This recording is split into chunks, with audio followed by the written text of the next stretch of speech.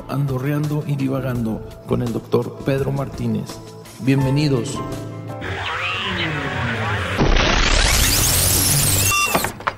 Buenas tardes.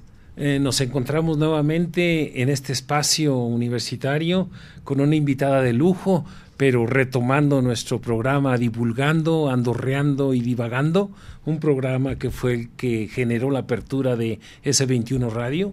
Quiero anunciarle, me voy a adelantar un poquito, a la doctora María Engracia Castro, decirle que está estrenando el programa de televisión universitaria en S21 TV. Bueno, pues hoy tenemos una invitada de lujo, una compañera de toda la vida, universitaria también, del camino universitario, y somos compañeros en la unidad académica. Ella es la doctora María Engracia Castro Escobedo. Ella tiene una formación muy versátil y yo creo que les va a gustar mucho sus opiniones, sus comentarios y a pregunta expresa que nos ilustre y nos cultive sobre sus saberes, porque ella es de formación básica a nivel de licenciatura, es médico cirujano, pero además tiene una licenciatura en la formación clínica, en la psicología clínica, que es su fuerte, pero también es licenciada en filosofía. Así que fíjense, estas parcelas del conocimiento, haciendo interdisciplina, hace a la gente tener una visión muy amplia y de criterios muy certeros. Pero no solo eso, sino ya en la formación de posgrado, es maestra en filosofía, tiene la maestría en ciencias, en la maestría en filosofía, y es doctora en pedagogía. Así que es una garantía que vamos a platicar muy a gusto con la doctora María Engracia, que de aquí en adelante le voy a decir simplemente María Engracia. Bienvenida, María Engracia, esta es tu casa, S21 Radio y S21 TV. Gracias, Pedro, es un honor, de veras, un honor para mí. Me siento contenta, satisfecha de estar contigo, en primer lugar, porque tú sabes cuánto te estimo, de tantos años. Y bueno, estar en un espacio universitario de difusión como es este, pues me encanta. Y luego ser la que estreno, bueno, pues además es un verdadero lujo, un banquete. Adelante, Pedro, estoy aquí para contestar las preguntas, para divagar sobre todos los temas humanos que vayan saliendo. Justamente cuando bautizamos este programa, la divulgación de la ciencia y todas las que tú dominas es justamente hacer comprensible a la gran mayoría del público, bajar la terminología científica a un nivel de comprensión, hasta un viejo que no ha ido a la escuela que lo entienda al estarnos escuchando. Sí. Andorreando es como caminar en la vida y que nos tropecemos con algo complejo o muy fácil, y divagando porque en ese divagar también se aprende. Quitarle formalidad a la rigurosidad de la ciencia, al paradigma que es tan estricto.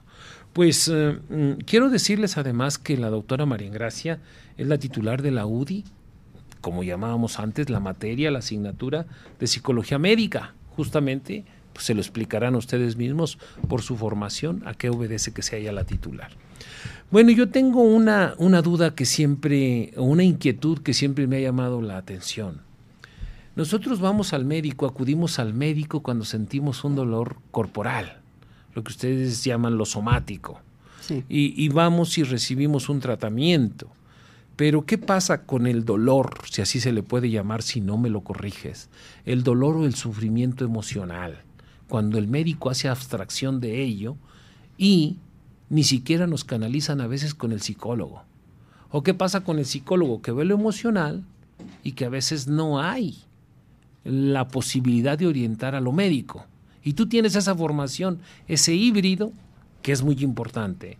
Me gustaría oír un comentario al respecto y que me aclares mi ignorancia, porque sé que con mi pregunta vas a aclarar muchas dudas a mucha gente que nos está escuchando.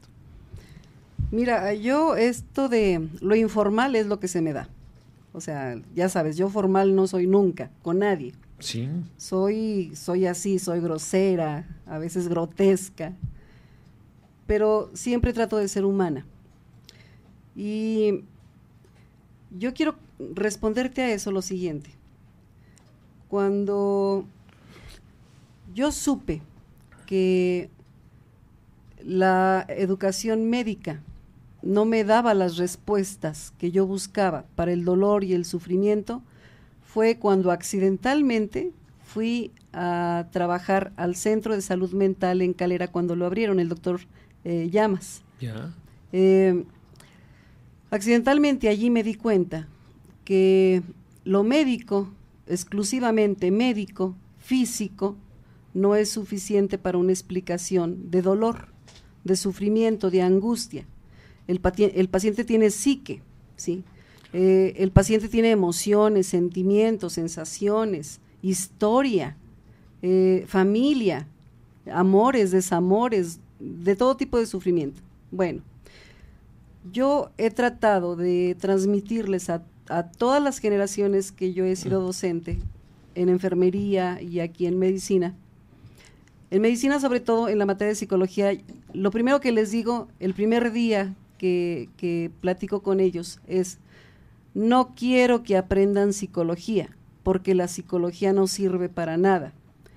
Quiero que aprendan a ser mejores seres humanos. Quiero que aprendan a escuchar al paciente, a acompañar al paciente, a consolarlo, porque el puro dolor físico nos vuelve máquinas. Sí. Y no somos máquinas de datos, o sea, no somos unas máquinas que se llenan de datos y el paciente tampoco es una máquina al que le extraemos datos y llegamos a una conclusión. El paciente tiene un dolor, un dolor que puede ser emocional, o sea, si el paciente se está quejando de un dolor en el corazón, puede ser por alguna causa emocional, que nadie le hace caso. Todo mundo le ha dado para la presión alta, la presión baja, para la taquicardia, para el langor, para lo que tú quieras, pero nadie le ha preguntado a raíz de qué le vino ese dolor, ¿sí? Entonces, lo principal es eso, que yo quiero decirles a mis alumnos, quiero que aprendan solo una cosa en esta materia: a ser mejores seres humanos, porque los mejores seres humanos serán siempre mejores médicos. Y eso no lo podemos calificar con ningún examen. En mi materia no hay exámenes, ¿sí? Porque eso sería absurdo. O sea, yo no podría a ti calificarte tu bondad. Y en los programas que nos piden que llenemos esa capacidad, esa competencia axiológica. ¿Cómo vamos a medir las competencias axiológicas si no vemos actos bondadosos en los alumnos? O sea, ¿cómo vamos a medir su bondad? ¿Cómo vamos a medir su bonomía? ¿Cómo vamos a medir su solidaridad? A ver, pero ahí me nace una duda, porque tú eso lo comprendes muy bien por tu formación filosófica, sí, y además por tu formación doctoral en el aspecto pedagógico. En ese aspecto te da una visión muy clara, porque yo, si le pregunto a un maestro de los más antiguos, que fuimos enseñados a lo mejor como en la tecnología educativa o en otros modelos educativos el ya modelo antiguos, tradicional, sí, pues obviamente que te dice, yo no puedo prescindir de un examen, cuando lo que estamos haciendo es una mera medición, y tú estás fundamentando, sí, es que no vamos solo a la medición para dar una calificación formal, sino que hay muchos aspectos que evaluar, que la evaluación es más compleja que una simple medición. Así y aún así fundamentas que no hay parámetro de medición para lo axiológico valoral. Entonces, realmente esto es complejo y qué bueno que lo tratas de esa manera, pero me salta otra duda. Cuando tú dices, bueno, es que yo no quiero que sepan psicología, yo creo que en tu fuerte, quiero pensar que es en lo clínico, lo freudiano-lacaniano, pero por lo menos la técnica sí saben para abordar y decir, sí, este pobre trae una colitis, pero es el órgano blanco, el órgano que está hablando, o es una gastritis, o es una cefalea, o es una migraña, y ya estamos entrando al terreno de lo psicosomático, o ando mal. No, déjame aclararte algo, Pedro. Cuando yo digo, no quiero que aprendan psicología, va implícito un mensaje de psicología inversa. Porque, ahora explícanos eso a los radioescuchas. Porque psicología inversa. Los chicos, cuando tú les dices no, por su naturaleza opositora, sí, aprenden. Ayer en una relatoría, en una relatoría me dice un alumno, doctora, ya ya la hice quedar mal. Usted dijo que quería que no aprendiéramos y yo ya estoy aprendiendo. Vaya, ¿Sí? entiendo. Entonces, sí. A todos los adolescentes tienes que manejarles la psicología inversa si quieres que hagan lo adecuado. Algo prohibitivo. Sí, prohibitivo. Y va a ser lo contrario. Así es. Entonces, yo siempre les digo, no hay exámenes, pero van a tener que hacer muchísimas actividades. Y todos me dicen, no importa, hacemos todas las actividades, pero no queremos exámenes. Ya. Pero trabajan, no sé, como 1000 veces más que un examen, que es una noche de estudiar y nada más. Sí. Respecto de el lenguaje, cuando yo digo axiológico, me refiero a los valores. Sí. ¿Sí? Esto por si hay algún radioescucha que efectivamente la palabra axiológico no es una palabra común, es una palabra derivada de la deontología médica, o sea, de la ciencia de los deberes y de las responsabilidades y de los derechos, en este caso de los médicos. Y nuestro derecho de médicos, nuestra obligación es ayudar, cuidar, acompañar, consolar al paciente cuando no podemos curarlo. Eso es lo más importante, Pedro. Sí. O sea, sacar toda nuestra parte humana. Ah, claro. Ajá. Siendo autocríticos qué bueno que de dices, la profesión qué bueno que dices autocríticos, médica. porque a ver, para ser autocríticos, por ahí empezamos, y esa es la primera lección que se les da en clase, que no se las doy yo, ellos me dan la lección a mí siempre. La primer actividad que ellos hacen es su autobiografía. Su autobiografía. Y entonces la tarea es, todos van a hacer su autobiografía, pero la tarea es que todos van a leer la autobiografía de todos. ¿Para qué? Para que se conozcan entre sí. Primero, cuando yo estoy escribiendo mi autobiografía, me estoy conociendo a mí misma, pero también quiero poner en escrito lo que quiero que los demás conozcan sobre mí. No todo lo que yo soy lo voy a poner en un papel. Digo, oye, eso sería una estupidez, ¿no? Eso es muy rico porque además en esa edad el muchacho se abre, a diferencia de los que somos viejos. Sí. Porque ya los que estamos muy anquilosados en el pensamiento, a veces decimos, ¿por qué voy a abrir mi secretud y mi interioridad a cualquiera? Así en cambio los chavos pues abren muy honestamente y el conocerse y el penetrarse entre ellos en su interioridad, pues más íntima, pues. Es decir, sí, mira, luego a veces escriben anécdotas muy bonitas, una que recuerdo así con mucho cariño, se me hizo muy graciosa, era de un medicino les llamo yo a mis estudiantes, sí, lo y a todos los estudiantes en general de medicina les llamo medicinos. Un medicino escribía que cuando él era chiquito se sentaba en la ventana y pasaba una señora frecuentemente con su bolsa de mandado, y entonces a él se le hizo fácil decirle a la señora, regáleme un plátano, dice, porque se me antojó el plátano, dice, y la señora muy linda me regaló el plátano, pero entonces yo le dije, señora, pero es que también tengo una hermanita. O sea, esas son las anécdotas que se te quedan para siempre en la psique, para recordar a alumnos y a sus anécdotas.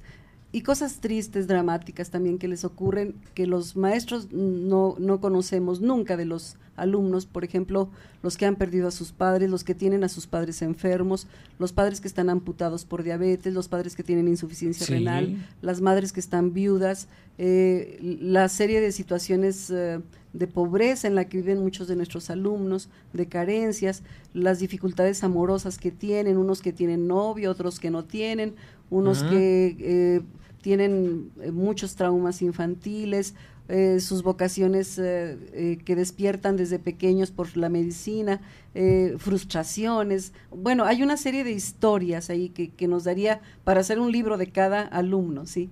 Es una experiencia muy bonita. Y luego, en la siguiente clase, se juntan en equipos y analizan las autobiografías y eligen a la mejor autobiografía de ese equipo, y luego todo ese equipo se forma en una mesa redonda y eligen a la mejor autobiografía de todo el salón en base a los valores o a la autobiografía más graciosa, la más chistosa, a la más anecdótica, a la que les dejó más enseñanza, a los que estaban en situación más adversa y los superaron, o sea, gente a la que hay que admirar, a la que hay que aplaudir. Pues me imagino que, no me imagino, de hecho es muy enriquecedor. Así es. Cuando ellos comparten su biografía. Pero se me queda retumbando en la cabeza algo cuando hablas de competencias, porque la educación formal te exige la capacidad que debe tener un médico en formación para solucionar este problema. Y ahí, cuando terminan el curso, como el médico, desde el punto de vista de la psicología médica, trata a la inmediatez de un problema para distinguir eso que decías tú, lo corporal de lo emocional. Sí. Al final, ¿cómo aborda el muchacho? ¿Cómo asume el conocimiento vertido por ti como docente? En esa lógica que además no lo ponemos nosotros, sino que nos lo impone el sistema educativo en México y te dice, son por competencias o basado en evidencias. Las dos cosas, sí, mira. La competencia que tratamos de desarrollar en los muchachos, la más importante, es que sepan discernir, ¿sí? Que sepan discernir, eso también es en las primeras clases. Distinguir. Así es. Que sepan distinguir, diferenciar siempre entre lo que es orgánico y lo que es psíquico, o lo que es mixto, ¿sí?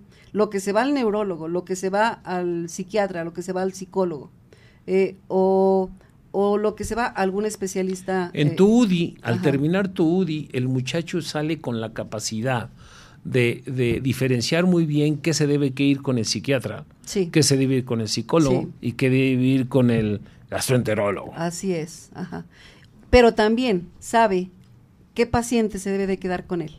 Eso es muy importante. Yo les enseño, un paciente que ha confiado en ustedes y que ya ha ido con el internista y con el gastro y con el neumo y con el psiquiatra y con el yerbero y con el espiritista y el chamán, pero va contigo y te confía todo su dolor, toda su angustia existencial, todo su drama. O sea, ese paciente quédatelo, ¿sí? Pero ¿hasta dónde estamos dejándolo en un riesgo de vulnerabilidad donde se puede haber una dependencia médico-paciente, donde el muchacho en un momento dado pueda sentirse contaminado porque él no distingue eso, no es especialista en psicología? Así es. Y a lo mejor va con él porque lo escucha, mientras que el internista dice, usted tiene esto, tomes esto, y se va, se siente a gusto. Pero ¿hasta qué punto él debe saber justamente lo que dices, discernir, distinguir, que no se genere esa dependencia simplemente por escuchar? Hasta donde le permita su humanidad al muchacho. Pero en un estado de conciencia, de claridad, porque si no la tiene... Lo que más les explico a los muchachos es que los médicos tenemos 3 tipos de fantasías. ¿Cuáles? La omnipotencia, la omnipresencia y la omnisciencia. Por eso somos dioses. Oye, a ver, repítela, esa está muy interesante, porque yo creo que nuestros radioescuchas... Es una cualidad que debe... Una cualidad y a veces un defecto, que por otras profesiones se puede criticar. Por supuesto. Porque si alguien Los médicos, desde que somos estudiantes, somos dioses, perdón, pero somos dioses. Pero es una fantasía. Claro. Todos los niños, cuando somos niños estamos con esas 3 fantasías. Por eso jugamos a ser superhéroes, por eso jugamos a que a alguien lo puedes matar y lo puedes revivir en ese momento. Los médicos hacemos eso, ¿sí? Entonces, pero nos tiene que quedar claro que son fantasías, no son realidades. O sea, la fantasía es que tú lo puedes todo, tú lo sabes todo y puedes estar en todos lados, esa es tu fantasía. Y la sociedad te lo hace sentir así y te lo exige además, ¿sí? Si fallas, eres un mal médico. O sea, tú no eres humano, eres un dios. Así te lo pide la sociedad. Sí, no, además la sociedad se siente acompañada cuando simplemente ustedes entran vestidos de blanco y siente un alivio.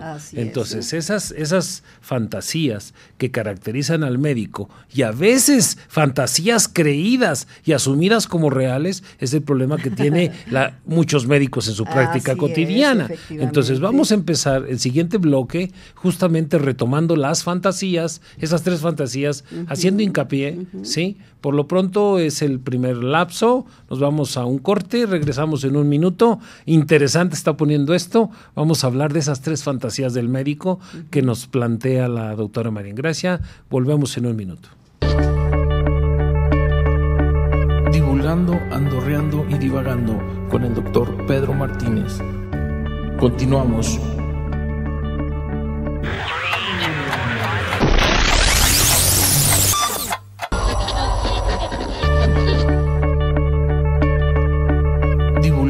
Andorreando y divagando Martínez.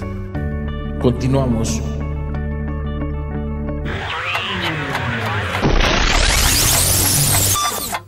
Bueno, para quien nos acaba de sintonizar o nos está viendo en S21 TV, pues les digo que está con nosotros la doctora María Engracia Castro Escobedo, una profesora, una catedrática, una maestra de la Unidad Académica de Medicina Humana, también de Enfermería. Es bioeticista y ya dijimos su currículum muy amplio, pero vamos a retomar lo que estábamos hablando. ¿Cómo adjetivaste tú al médico con 3 características? Y que yo creo que vale la pena irlo desmenuzando, porque hay mucha gente que hasta nos sentimos curados simplemente por estar con el médico vestido de blanco, que es la sugestión, hasta aspectos de psicomagia que ustedes conocen muy bien. Y qué bueno, me gustaría que esos 3 fantasías que describiste nos los distinguieras. ¿Qué pasa en el terreno del estudiante o el proceso de formación como médico en esas 3 fantasías? ¿Y qué pasa en el médico ya en su desempeño profesional? Bueno, mira, primero quiero destacar que cualquier cosa que yo diga tiene fundamento teórico freudiano. Ya. Yo soy puramente freudiana hasta la médula, ¿sí? Lacaniana no tanto, ¿eh? Ya. Aunque me formé como lacaniana, soy más freudiana, como dice Freud. Ustedes pueden ser lacanianos, pero yo soy freudiano. Yo también soy freudiana, ¿sí? Entonces, aunque tengo mucho respeto por Lacan. Bueno, Freud decía que el niño tiene esas tres cualidades en sus fantasías. Tiene esa fantasía de ser omnipotente, o sea, poderlo todo, omnipresente, o sea, estar en todos lados al mismo tiempo. La ubicuidad. Y omnisciente, o sea, saberlo todo. Y estos mismos rasgos pertenecen a los neuróticos obsesivos. Ya. ¿Sí? Y también pertenecen a los primitivos, a los hombres primitivos. Los hombres primitivos también tienen este tipo de pensamiento mágico. Ya. Bueno, pues todas estas cualidades las tienen los médicos, pero desde que son niños, y les persiguen cuando son estudiantes, y les persiguen cuando son ya profesionistas, ¿sí? Por eso te digo, en el colectivo, en el inconsciente colectivo está la idea, es fantasiosa también, de que el médico salva la vida. Y yo siempre les subrayo así con rojo, con verde, con azul, con todos los colores del mundo a los estudiantes, que los médicos no les salvamos la vida a nadie. Tarde que temprano todos nos vamos a morir, es un principio de realidad. Claro. Entonces, tratamos de salvar al paciente de una crisis de algo, ¿sí? A veces lo logramos y a veces no. Los médicos debemos de desarrollar mucho más, nuestra capacidad de frustración. Hoy les hablé a mis alumnos de esa potencialidad que todos debiéramos de desarrollar, que todos debiéramos de saber desprendernos de nuestros objetos amados, aprender a vivir sin ellos y aprender que a pesar de no tener un objeto amado podemos caminar en la vida y debemos caminar en la vida.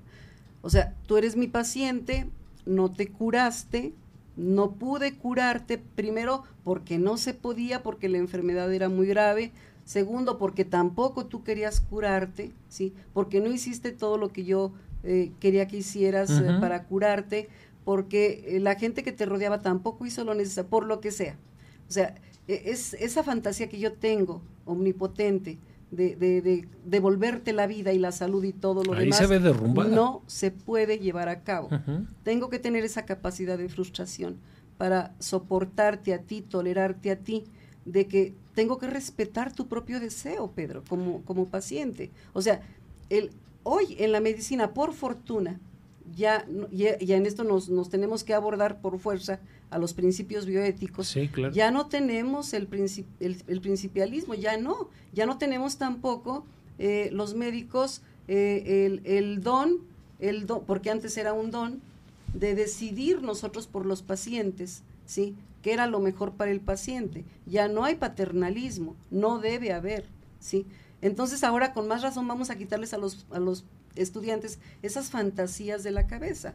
O sea, hoy quien decide también la mitad de la salud es el paciente, ya es una corresponsabilidad. O sea, va 50% tuyo, va 50% mío en la responsabilidad de que tú te cures, ¿sí?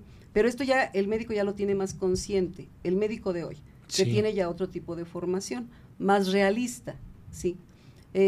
Pero bueno, yo lo que quiero es más humanismo ahorita, yo quiero retomar el humanismo y el humanitarismo con mis alumnos, que es lo que se está perdiendo y es mi lucha desde que yo llegué a la escuela de medicina, es por lo que estoy luchando y yo hago tantas cosas para que esto se pueda lograr. Yo sé que tú percibes y hasta de manera así, como dijéramos, empíricamente, sí tienes forma de medir esas actitudes. Cuando dices, lo varoral no se puede medir, no hay un parámetro. Pero tú mides con sus hechos y sus actos que hay un cambio actitudinal fuerte, profundo. Sí. Pero, a ver, si tú formas a los muchachos en una etapa de profesionalización en su carrera profesional, ¿qué es lo que pasa cuando llegan a otras materias? Y la actitud de mí, maestro viejo, trunco lo que tú has hecho. Porque eso pasa en la realidad. Sí. ¿Qué pasa? Bueno, mira, yo les digo que a veces me gustaría que psicología se llevara toda la carrera, porque es una materia donde el grupo aprende a trabajar en equipo, a solidarizarse todos, pero todos a favor del grupo y a favor de otras gentes con quien hay que trabajar, como los asilos, Sí. como los huérfanos, como los enfermos de los hospitales, como la gente que está en la calle. O sea, mucha gente que nos necesita como sociedad. Como ahorita que acaba de pasar el movimiento sobre la ayuda a nuestros hermanos damnificados, que Medicina respondió excelentemente bien, mis Sí. grupos también, perfecto. O sea, yo sé que todas esas potencialidades se pueden exprimir en los alumnos. Entonces, yo las aprovecho, simplemente las aprovecho. O sea, es como ser rico y querer mover el dinero, nada más, ¿sí? Yo sé que somos ricos aquí en medicina, que tenemos muchos seres humanos con esa necesidad de desarrollarse en todas sus habilidades humanas, y yo lo hago, ¿sí? Pero sigo terco en la pregunta. Sí. Cuando tú construyes esto durante el semestre, ¿qué pasa si en el octavo, en el noveno, ya no se hizo eso y se pierde? Se pierde desgraciadamente por la forma de un médico eminentemente, voy a decirlo así, dedicado a lo somático, Así es. sin dimensionar lo otro. Mira, Pedro, como médico yo pasé 12 años acostada en un diván para conocerme, para aceptarme y para aceptar a los demás. Por lo tanto, ya tengo mucha capacidad de frustración, que a veces se me cae, ¿eh? A veces sí me frustro también y hago berrinche y todo. Se me olvida que ya tengo capacidad de frustración y me vuelvo a frustrar. Bueno, pero digamos, de los 30 egresados de un grupo, de pronto alguien me sorprende y por el Face me pregunta, doctora, estoy en tal lado haciendo mi servicio social y fíjese que se me están acercando muchos jóvenes y tengo que darles pláticas. ¿Qué me sugiere? ¿De qué les puedo platicar para que se interesen? Y yo les digo, no platiques, no platiques. Los chicos no necesitan platicar, necesitan hacer. Pónganse a hacer actividades humanitarias, ponte a desarrollarlos en lo emocional, etcétera. Y entonces luego me contestan, doctora, hice esto y esto y esto y esto, y están viniendo más chavos y estoy muy contento y se me está ocurriendo esto y lo otro.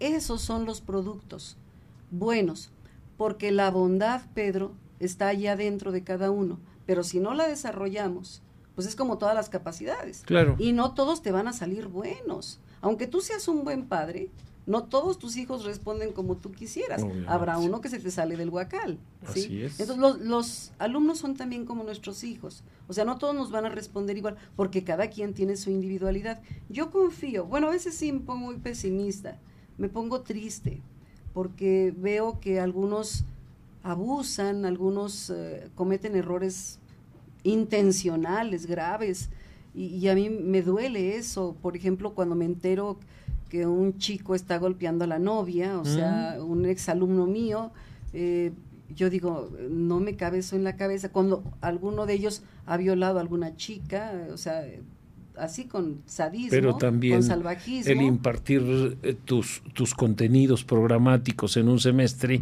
no puede solucionar lo que trae de vida y la historia familiar y el medio donde se... Por eso es que debo de aumentar más mi capacidad de frustración y decir, bueno, los que sean buenos, que sigan siendo buenos, van a seguir siendo buenos y tal vez mejores, y muchos mejores que yo, porque yo soy muy defectuosa, pero si de los 30 uno sale bueno, pues uno es suficiente para que revolucione la medicina, ¿sí?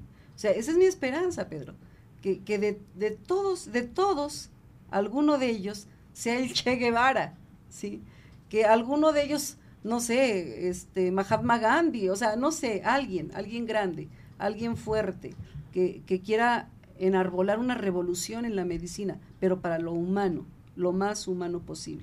Es que para mí también es preocupante porque ves que en las políticas públicas particular y específicamente en la educación te delinean el eficientismo puro. Usted resuélvame un problema de tuberculosis y no me importa cómo se produjo, ni dónde vive, ni en qué condiciones, y si hay solidaridad en esa familia, si está en extrema pobreza, eso no importa. Lo que importa es que soluciones, y eso te va deshumanizando, y creo que es un gran vacío en la profesión médica vista desde otras profesiones. ¿Por qué? Porque yo dando filosofía e historia, a veces me pongo muy crítico, y dicen, oiga, ¿pero por qué dice eso? Porque yo me asumo a veces como paciente, como simple ciudadano, lo cual me da una visión a veces más ventajosa que el propio médico. Ajá. Porque soy muy crítico ante una profesión que yo no soy médico. Uh-huh. Y entonces da ventaja, pero dices tú, el sistema también te va encajonando, y a esas grandes posibilidades que tú formas en el aula a los muchachos, que debiera ser un alto porcentaje los que tuvieran un fruto y una efectividad en su formación y en su actitud, no se logra, porque es el sistema político. Ahora, como pedagoga, a lo mejor ahí dices tú, pues a lo mejor estás muy equivocado en esa visión. ¿Qué opinión te merece ese planteamiento que te hago? Bueno, mira,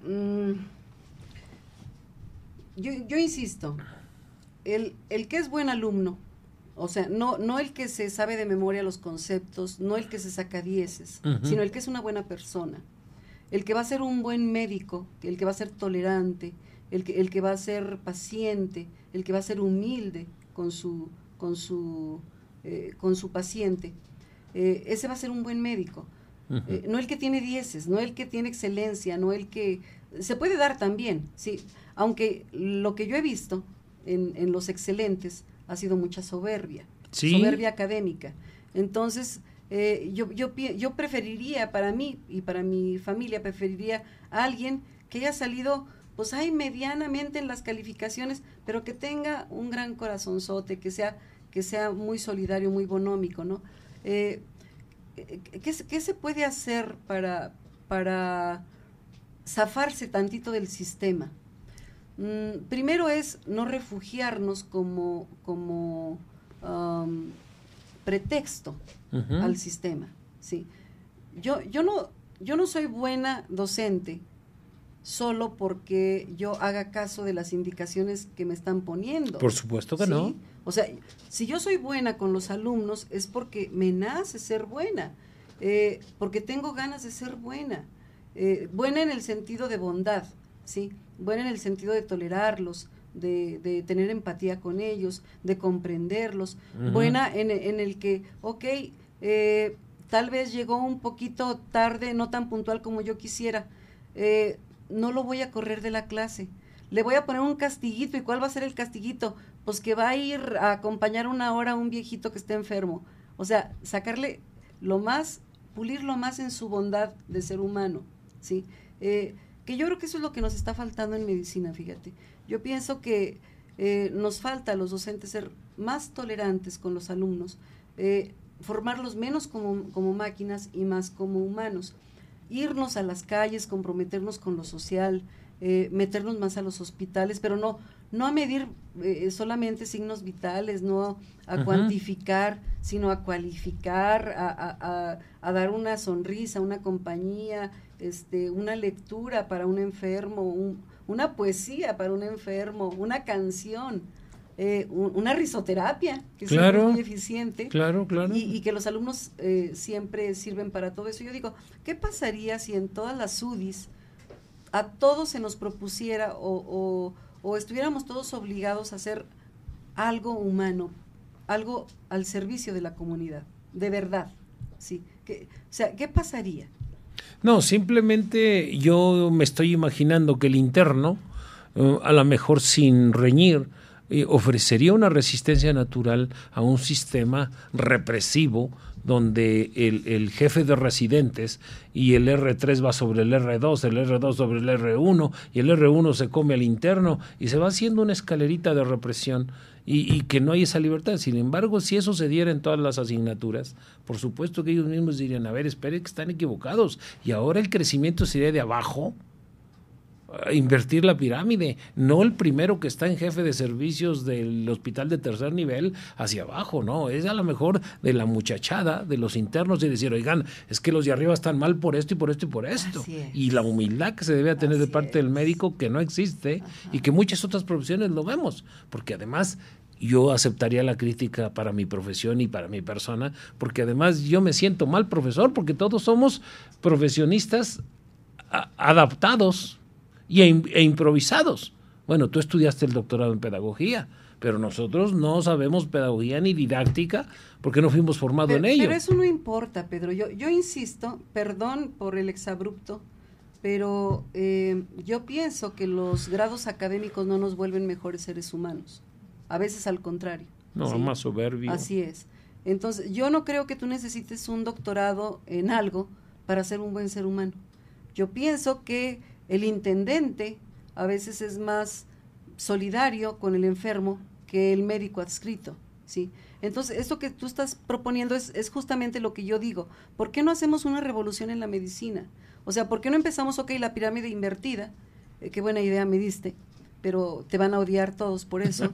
Qué buena idea de que ahora lleguen los estudiantes y confronten al interno sobre sus bondades, sobre sus valores, y que el interno confronte al R1 y el R1 al R2, y así nos vamos hasta llegar a Dios, ¿no?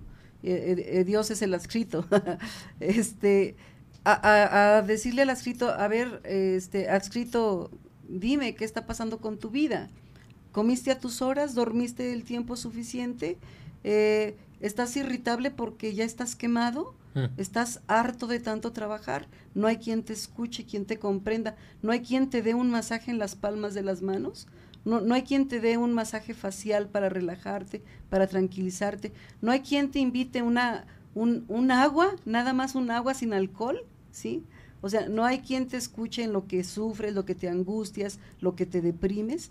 ¿No hay quien te diga, bueno, ni modo, el paciente no podía vivir más, no dependió de ti? Si eso que estás diciendo es una deshumanización entre los propios profesionales de la medicina, ¿qué se puede esperar de la deshumanización hacia el paciente y hacia la sociedad? Por eso estamos burnoteados, estamos burnoteados todos, porque estamos sobrecargados, Pedro, en este estilo de vida que llevamos todos. Vamos a traducirle en palabras muy sencillitas a quien nos escucha. Quemados, el síndrome de burnout. Quemados.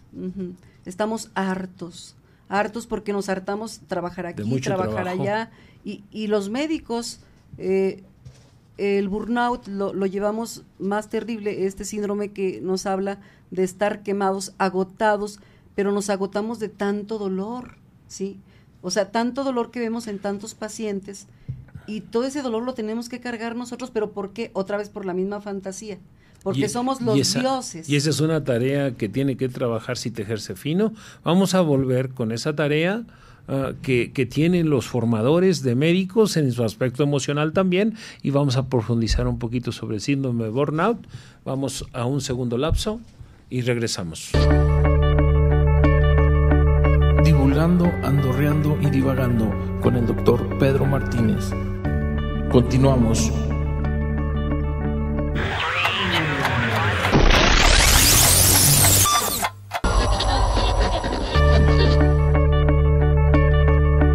Divulgando, andorreando y divagando con el doctor Pedro Martínez. Martínez. Continuamos.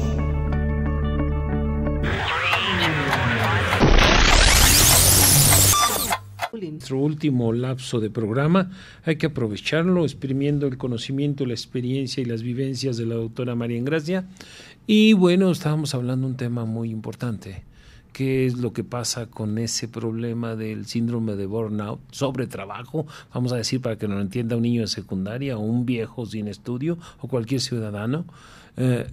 ¿Qué es, o cómo más bien, a partir de ese síndrome, se refleja y qué actitud negativa nos hace actuar hacia el semejante, pues que al último viene pagando a alguien que ni la debe ni la teme?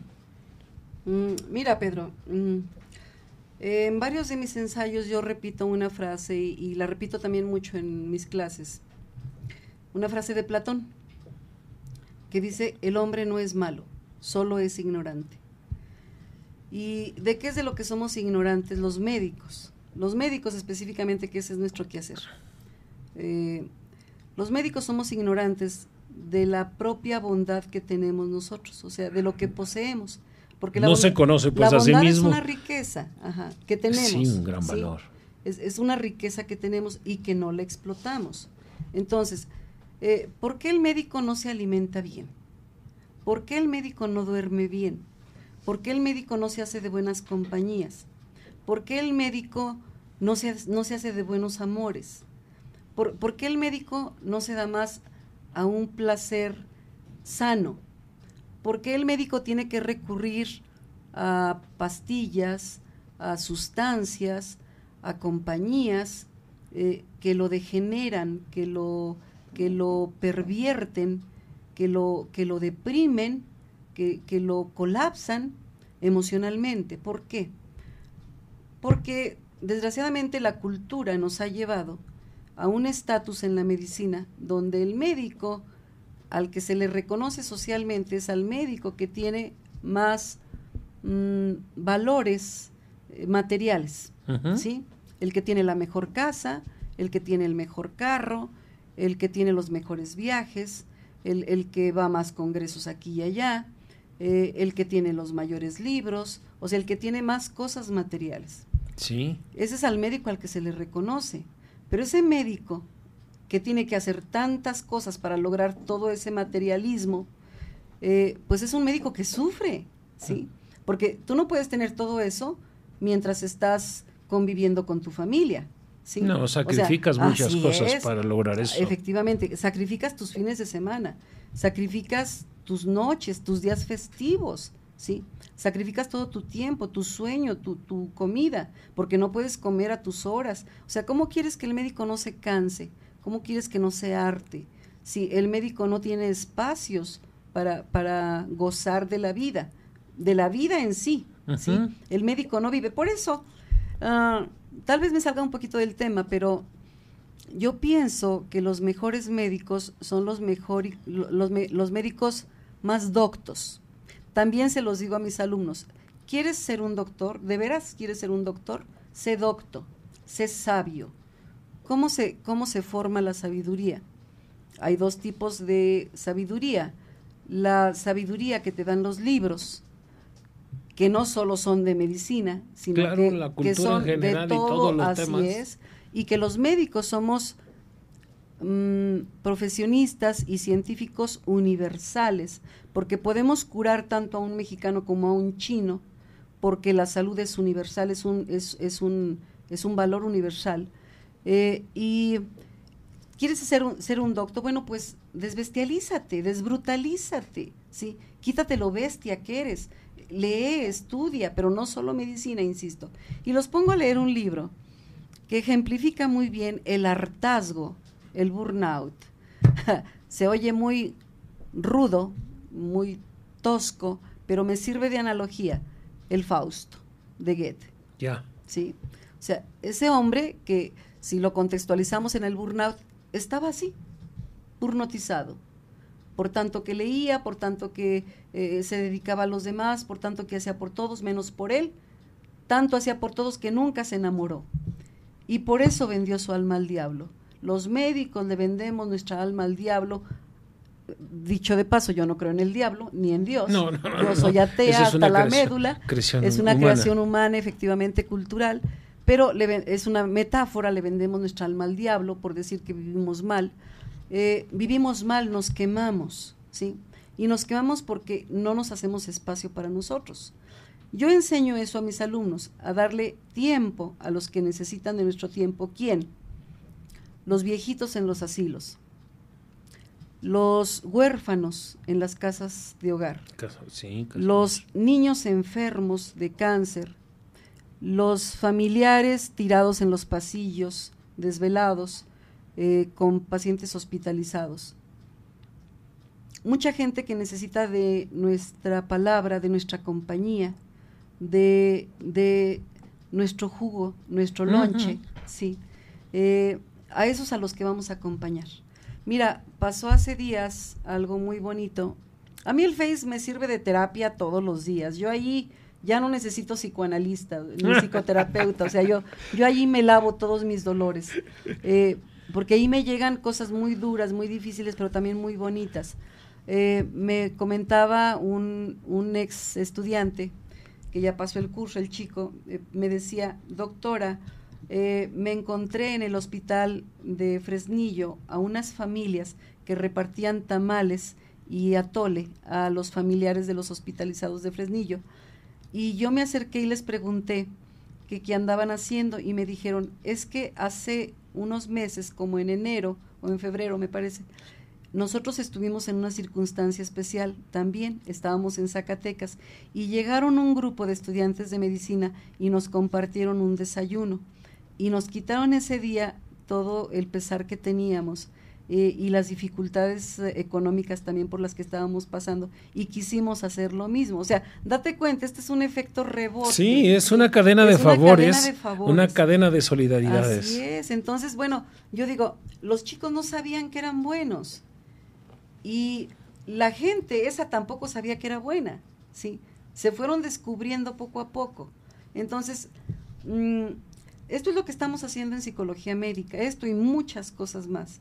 Que no nos ajustaría de tiempo. Quiero retomar un poquito lo del Face. Sí. Claro, tus referentes, tu formación es importante, porque para ti es positivo y dices, tú ya hasta puedo terapiarme aquí en el Face. Sí, pero no es lo mismo a que tú entres a esa red, a que entre un muchachito con 19, 20 años y que a veces puede haber problemas serios por lo que se lee y se mensajea ahí. No es lo mismo porque tú tienes una experiencia y una formación que no se compara, porque ellos están en proceso de incubación médica. Sí. Entonces a veces es dañino cuando no se sabe ser selectivo. Sí. Lo otro, pues definitivamente, las redes sociales tienen mucho de positivo y más en tus especialidades que tú tienes tu formación. Oye, yo te quiero hacer una pregunta que siempre me ha causado, pues no me lo he podido explicar, porque conocí un caso de una oncóloga que en las casas justamente de donde están los niños con cáncer se llegan a encariñar tanto. ¿Qué pasa con ese dolor emocional y físico? Al decir emocional quiero a quien me escuche, porque no lo podría explicar de otra manera, porque a veces se erige uno diciendo, este es un cobarde ante la vida y se suicidó. Espérame, ¿y tú quién eres para opinar eso? Cuando no sabías el dolor emocional que estaba pasando, que a lo mejor era tan poco valedera o tan poco valor tenía la vida que prefirió la muerte. ¿Cómo te eriges en juzgar si no eres especialista? Porque luego somos muy críticos en esa situación, pero en el caso de esa empatía, la mujer es más amadora, en ese sentido, más amante, no sé cómo decirlo, más amorosa con los niños que padecen cáncer que el varón, porque el varón es más seco y como que genera esa línea. ¿Y qué pasa ahí con ellas que son muy cariñosas, amorosas con esos niños y que después cuando se muere sufre la oncóloga o la pediatra con esos niños? No pasa nada, Pedro. No le tengamos miedo al dolor. Es que ese es otro de nuestros problemas como médicos. Y al menos a mí, en mi tiempo, se me formó así. No se encariñen con los pacientes. Tomen distancia de los pacientes. Cuando tiene que ser todo lo contrario, involucrarse con el paciente. Y yo les digo a mis alumnos, no tengan miedo. Si tienen que llorar con un paciente, lloren con un paciente. No importa. O sea, somos humanos, no somos máquinas. O sea, si te encariñas con un paciente, llora con el paciente. Se te murió el paciente y te duele, llora. Se te murió el paciente y quieres abrazar a la madre, abrázala. O sea, ¿cuál es el problema? Pero es que el problema es que culturalmente en México no estamos a veces ni para abrazar al padre o a la madre o al hermano. Que quiero que hagamos una revolución en medicina, ¿sí? Y no es que quiero que cambiemos de director, eso es otra cosa. ¿Sí? No. Yo quiero que hagamos una revolución en medicina humana. Está claro, sí. Pero en este caso estamos haciendo alusión a la profesión, pero es que culturalmente, socialmente, ni siquiera somos capaces de abrazar al hermano, a la hermana, al padre, o darle un beso porque es varón. Dice, no, culturalmente... Atrevámonos. Entonces, si esos esquemas no se rompen desde los primeros periodos de la educación, desde el kinder, pues nuestro país no cambia, y más con este machismo arraigado. No tenemos machismo tan arraigado. Mira, ya ahorita tenemos apertura de todos tipos, y para eso se necesitan dos cosas. Primero, aceptación, y luego adaptación. Así vamos a hacer un cambio en la cultura. Hagamos cambio en la cultura, Pedro. Aceptemos, es que es tan simple. Aceptemos que somos humanos. ¿Qué tienes tú de distinto? A mí, nada. O sea, bueno, físicamente, más joven, tal vez 2 días más joven que yo, nada más. No, pero, yo soy pero en lo humano que no tenemos nada de distinto, nada. Somos humanos. Ojalá. ¿Cuál es el problema? Yo no percibo así tan similar a ti. Porque mira, yo creo que la mujer ha avanzado mucho socialmente en los derechos, las poblaciones de las universidades es un alto porcentaje. Me sorprendió mi último congreso en Cáceres, en España. El 60% de las niñas de veterinaria, 60% son mujeres. Cuando yo tenía en mi generación solamente 4 mujeres. Se ha avanzado mucho, pero así como la mujer ha avanzado, también ha habido efectos desencadenantes, porque entonces el rol de madre a veces se descuida, el rol de esposa, el rol de compañera, y cuando antes había la misoginia, porque sigue habiendo machismo, quizá no como yo lo dije exageradamente, sigue habiendo misoginia, pero hay momentos en que las mujeres nos rebasan a nosotros en todas las capacidades, sí. En capacidad intelectual, en todo, en muchas cosas nos van. Pero entonces se da un fenómeno que no se había dado en mucho tiempo de la historia de la evolución del hombre, que es la androginia. Y entonces viene la represión, y lo que era el machismo ahora es justamente lo contrario, la mujer contra el varón, soterrándolo y con la pata en el cuello. No. En eso no estoy de acuerdo ya, o sea, no, pues. yo pienso, o sea, no estoy de acuerdo en que la cultura tenga que caminar para allá, o sea, no, para que veas que a esos sismos sí me opongo al machismo. Y claro, porque el feminismo a ultranza es lo que está conllevando. No. A eso sí me opongo, o sea, yo solamente quiero, y yo creo que tendremos que despedirnos pronto con esto, con este tema, quiero que quede claro una cosa. Perdón, me hace falta un cigarro. Creo que lo que es muy urgente es que los médicos podamos humildemente entender y aceptar que todos necesitamos ayuda psicológica. Todos, ¿sí? Mira, es cuestión de culturas. En el primer mundo, los médicos y todas las profesiones y todos los oficios tienen un psiquiatra o un psicólogo o un psicoanalista que se haga cargo de su salud mental, tanto como tienen su dentista, como tienen su gineco, como tienen al especialista que sea. O sea, y no hay prejuicios, ¿sí? No hay prejuicios de que, ¿por qué vas al psicólogo? ¿A poco estás loco? ¿Por qué vas al psicoanalista? ¿A poco no tienes voluntad para manejar tu vida como tú quieres? O sea, no. O sea, necesitamos un filtro para depurar nuestras emociones, necesitamos un espejo donde vernos, ¿sí? Necesitamos un reflejo para reconocernos. Claro. Entonces, si los médicos en México y en esta institución, en la UAS, aceptáramos que se abrieran espacios para nosotros, para todos, no nada más para los docentes, sino para toda la gente, espacios de terapéuticos o de análisis, todos estaríamos más tranquilos, Pedro. Por supuesto que todos sí. Todos estaríamos más sanos. Eso lo viví, y esa experiencia que me estás diciendo, yo ya recorrí ese camino. Así es. Y yo pagaba mi seguro médico como estudiante, mi esposa y yo, y las niñas, y en el cuadro de personal profesional estaba el médico general, estaba el pediatra y estaba el psiquiatra. Y en una estancia corta que tuve en Inglaterra, en Londres, por tanto tiempo de frío y estar encerrado, hay muchas depresiones, hay muchas enfermedades mentales, en Francia también, y el psiquiatra es de consulta inmediata.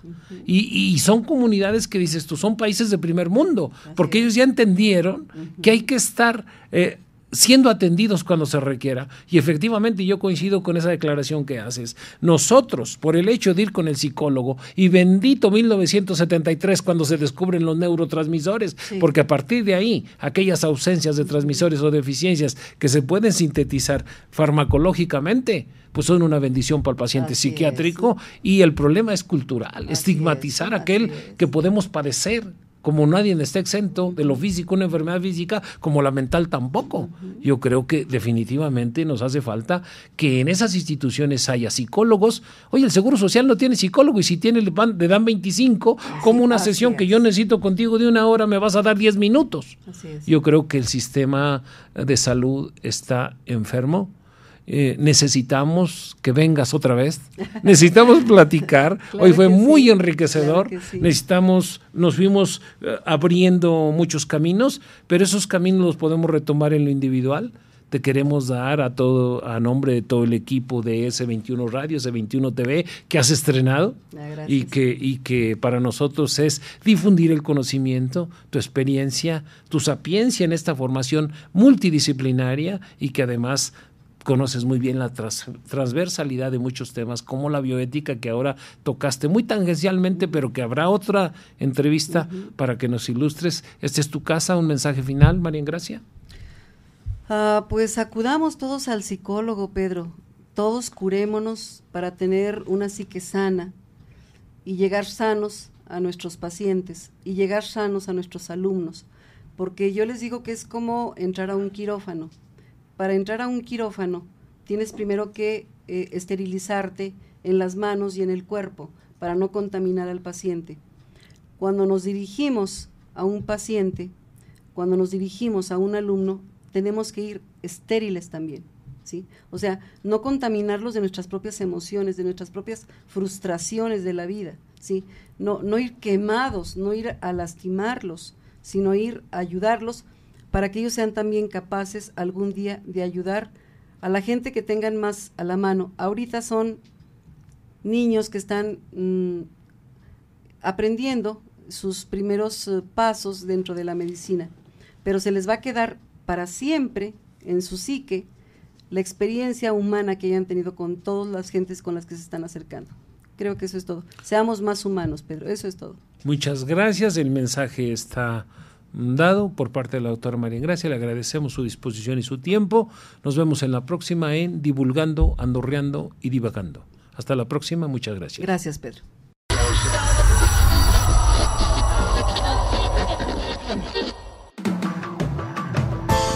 Divulgando, Andorreando y Divagando con el doctor Pedro Martínez. Escúchanos viernes de 1 a 2 de la tarde por S21 Radio.